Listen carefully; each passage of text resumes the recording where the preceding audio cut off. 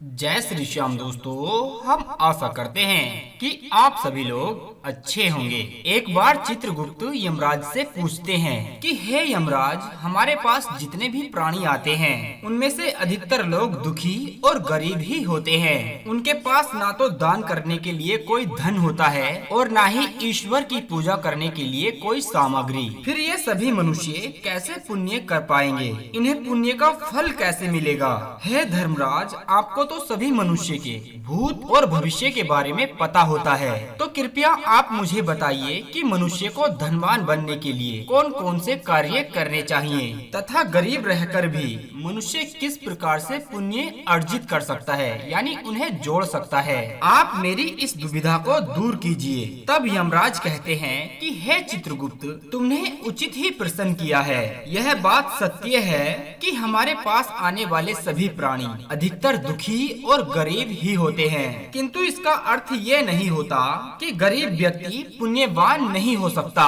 बहुत से लोग धनवान होने पर भी पाप करते हैं। बहुत से लोगों के पास अधिक से अधिक धन होने के बावजूद भी वे कंजूस होते हैं, दान नहीं कर पाते हैं, जिस कारण से उनके पुण्य कर्म भी नष्ट हो जाते हैं। मनुष्य की दरिद्रता का कारण केवल उसके कर्म ही होते हैं। वह जिस प्रकार के कर्म करता है उसे उसी के अनुरूप कष्ट होते हैं। इस विषय पर एक प्राचीन इतिहास रचा गया है जो आज हम आपको बताते हैं। तुम इसे ध्यान से जरूर सुनना। इस प्राचीन कथा को सुनने के बाद आपको सभी प्रश्नों के उत्तर मिल जाएंगे। प्राचीन काल की बात है। मध्य देश में एक अत्यंत शोभायमान नगरी थी। उस नगरी में एक पापनी नाम की वेश्या रहा करती थी। उस वेश्या के हाथों से जाने अनजाने में बहुत से पाप हुए थे।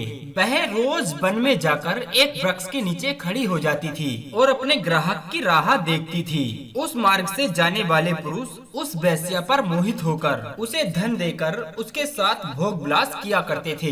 इस प्रकार से उस वेश्या का ऐसा ही नृत्य कर्म था। वह रोज रात्रि को वन में जाती और धन दौलत वाले पुरुषों के साथ भोग विलास करके धन प्राप्त किया करती थी। ऐसा करते करते उस वेश्या ने बहुत सारा धन जोड़ लिया था। फिर एक दिन एक ब्राह्मण उसी वन के मार्ग से जा रहा था, तो उसने उस वेश्या को देखा। वह ब्राह्मण अत्यंत दरिद्र था। उसके पास धन कमाने का कोई साधन नहीं था। जब उस ब्राह्मण ने उस वेश्या को स्वर्ण के आभूषण पहने हुए देखा तो उस ब्राह्मण को बड़ा ही दुख हुआ।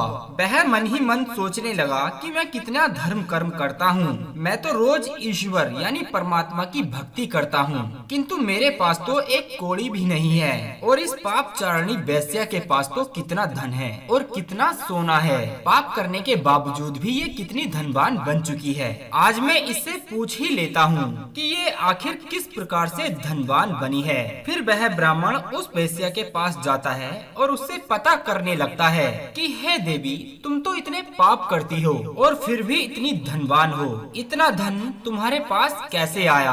आखिर क्या कारण है कि मैं पुण्य करके भी धनवान नहीं हूँ और आप इतने पाप कर्म करके भी धनवान हो? आखिर ऐसा क्यों है? तब वह वेश्या कहती है कि हे ब्राह्मण, इस धन का मुझे क्या उपयोग? अंत में मुझे नरक में ही जाना है, इसलिए मैं जितने भी सुख हैं वो यहीं पर भोग रही हूँ। मुझे मृत्यु के बाद बहुत दुखों का सामना करना पड़ेगा और मैं इस बात को भली भांति जानती हूँ। तब वह ब्राह्मण कहते हैं कि हे देवी, मैं अत्यंत दरिद्र हूँ यानी गरीब हूँ। यदि तुम मुझे धन कमाने का उपाय बता दो तो मैं तुम्हें अपने सारे पुण्य दे दूंगा, जिससे तुम्हें नरक में जाना नहीं पड़ेगा। इतना सुनकर वह वेश्या बहुत प्रसन्न होती है और उस ब्राह्मण से कहती है कि हे ब्राह्मण देव, तुम ध्यान से सुनो। मैं कभी किसी की दासी बनकर नहीं रही हूँ। मैं दूसरों से धन तो लेती हूँ किंतु उनके बस में नहीं रहती हूँ। मैं अपनी इच्छा के अनुसार ही कार्य करती हूँ। कभी किसी व्यक्ति के सामने हाथ नहीं फैलाती हूँ।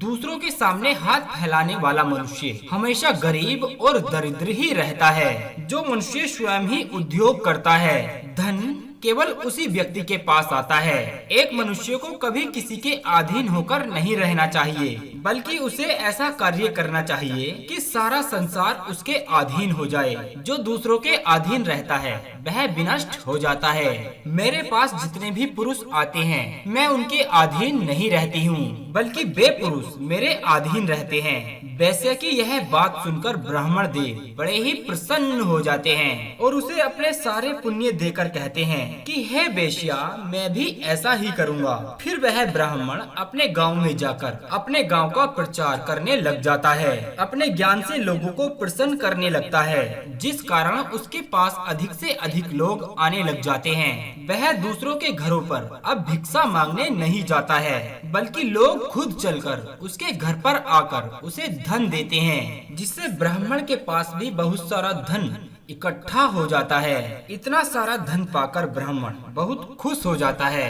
वह अपने ज्ञान का पूरी तरह से दुरुपयोग करने लग जाता है।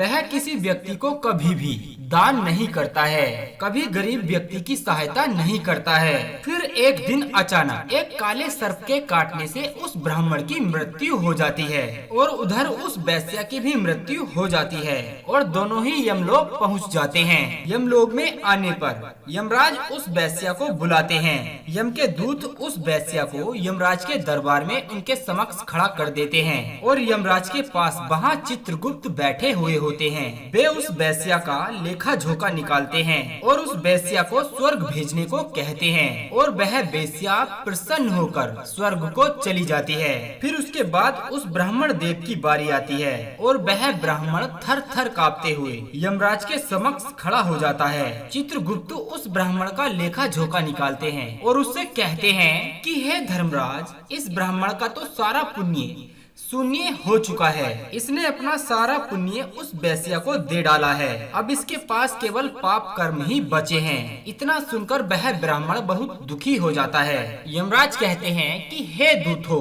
कि इस ब्राह्मण को कुंभी पाक नरक में जाकर डाल दो, ये उसी दंड का अधिकारी है। फिर यम के दूत उस ब्राह्मण को ले जाकर कुंभी पाकम नरक में डाल देते हैं। जैसे ही ब्राह्मण उस गर्म तेल के कुएं में गिरता है तो वह छटपटाने लग जाता है, उसका अंग अंग जलने लग जाता है और वह जोर जोर से विलाप करते हुए कहता है, हाय, मैंने ये क्या कर दिया है। अपना सारा पुण्य उस वैश्या को दे दिया। धन के लालच में मैंने ये क्या कर दिया। मुझसे बड़ी भूल हो गई। कृपया कोई मेरी रक्षा करो। परंतु कोई भी व्यक्ति उसकी बात नहीं सुनता है और वह नरक की सजा बड़े ही कष्टों के साथ भोगता है। यमराज कहते हैं कि हे चित्रगुप्त, धन पाने के लालच में उस ब्राह्मण ने उस वैश्या को अपने सारे पुण्य दे दिए हैं, किंतु उसने धन पाने के लिए अनेकों पाप भी किए हैं, जिस कारण से उसकी दुर्गति हुई है। किंतु वैश्य ने धन का लालच न करते हुए उस ब्राह्मण को उसके पुण्य पाने के लिए सब कुछ निसंकोच बता दिया, जिससे उसके सभी पाप नष्ट हो गए। पृथ्वी पर मनुष्य को धन सुख अवश्य देता है, किंतु मृत्यु के बाद उसके कर्म ही उसका साथ देते हैं। इसीलिए मनुष्य को धन के लालच में अपने पुण्य कभी नष्ट नहीं करने चाहिए। धन पाकर मनुष्य पृथ्वी लोक पर सुखी जरूर हो सकता है, किंतु उस धन को पाने के लिए उसने जो भी पाप कर्म किए हो उसका दंड उसे अवश्य भोगना पड़ता है। इसीलिए मनुष्य को धन केवल न्याय के मार्ग से ही कमाना चाहिए। मनुष्य न्याय से धन कमाकर उसका उपभोग करे, दान करे, गरीबों की सहायता करे, किंतु कभी अन्याय से धन कमाकर उसका उपयोग न करे। जब वह अन्याय से धन कमाता है तो उसका उपभोग उसके परिवार के सभी लोग करते हैं, किंतु जब पाप भोगने की बारी आती है तो केवल उस ही व्यक्ति को पाप भोगने पड़ते हैं जिसने उसके धन का उपभोग किया होता है। वे लोग तो स्वर्ग को चले जाते हैं। उम्मीद करते हैं आप लोग समझ गए होंगे कि एक मनुष्य को धन किस प्रकार कमाना चाहिए। जानकारी अगर आपको अच्छी लगी है तो वीडियो को लाइक कर दें और चैनल को सब्सक्राइब करके अपना प्यार हमें जरूर दीजिएगा। बस वीडियो के अंत में इतना ही कहना चाहेंगे कि हारे का सहारा बाबा श्याम हमारा। जय श्री श्याम।